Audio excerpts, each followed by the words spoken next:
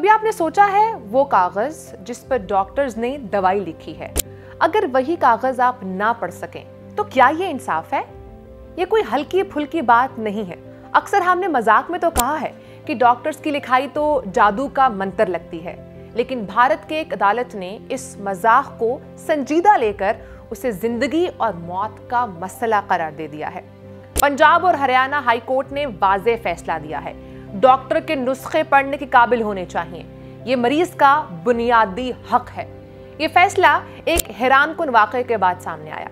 एक मुकदमे में अदालत के सामने मेडिकल लीगल रिपोर्ट रखी गई, लेकिन जज साहब ने कहा इसमें तो एक लफ्ज भी पढ़ने के काबिल नहीं है।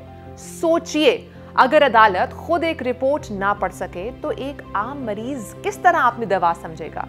ये वो लम्हा था जब अदालत ने ऐलान किया कि गैर वाज़ेह लिखाई मरीज के बुनियादी हक़ जिंदगी की खिलाफ वर्जी है। अदालत ने कई अहम अहकाम जारी किए हैं, उनमें से चंद ये हैं। डॉक्टर्स अब या तो कैपिटल लेटर्स में नुस्खे लिखेंगे या प्रिंट शुदा ई प्रिस्क्रिप्शंस देंगे।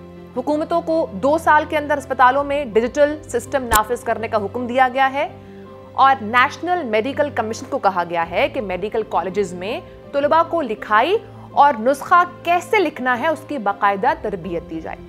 जिले सतह पर आगाही इजलास होंगे ताकि डॉक्टर्स को बताया जाए कि नुस्खा सिर्फ दवा नहीं बल्कि मरीज के हक़ मालूमात का हिस्सा भी है।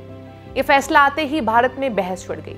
इंडियन मेडिकल एसोसिएशन ने कहा फैसला तो दुरुस्त है, मगर सरकारी हॉस्पिटल्स में जहां एक दिन में 70 से 100 मरीज देखने पड़ते हैं, वहां हर पर्ची साफ लिखना या टाइप करना मुश्किल है। एक माहिर न्यूरोलॉजिस्ट ने कहा है कि खराब हैंड राइटिंग सिर्फ कंफ्यूजन नहीं बल्कि जानलेवा है। गलत खुराक, गलत दवा और इलाज में ताखीर सब हो सकता है। हरियाणा और पंजाब की हुकूमत ने फौरी अमल करते हुए अपने हॉस्पिटल्स को ये हिदायत जारी कर दी है कि फिलहाल हर नुस्खा कैपिटल लेटर्स में लिखा जाएगा। ये मसला पाकिस्तान में भी बरसों से ज़ेरे बहस है।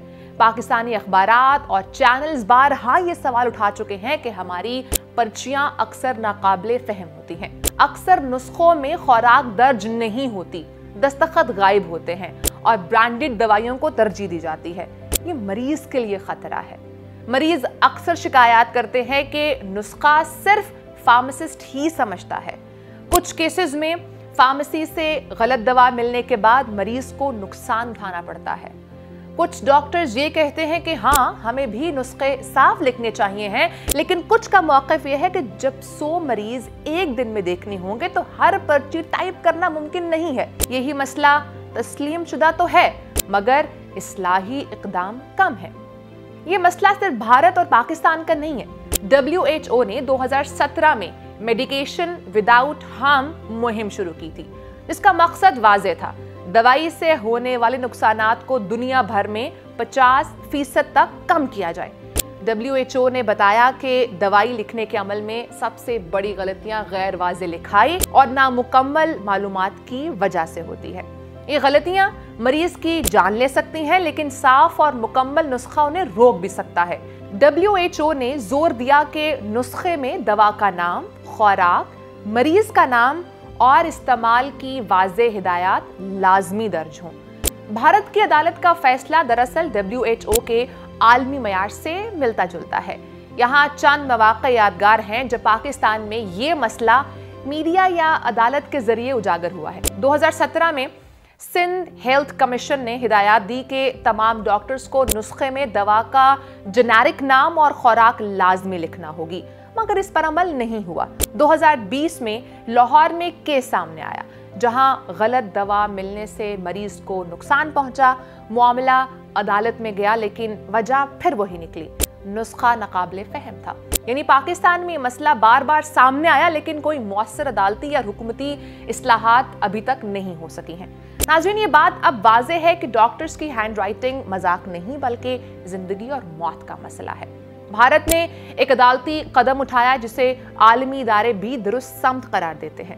पाकिस्तान में ये बहस बार बार उठती है, मगर अमली कदम अभी बाकी है।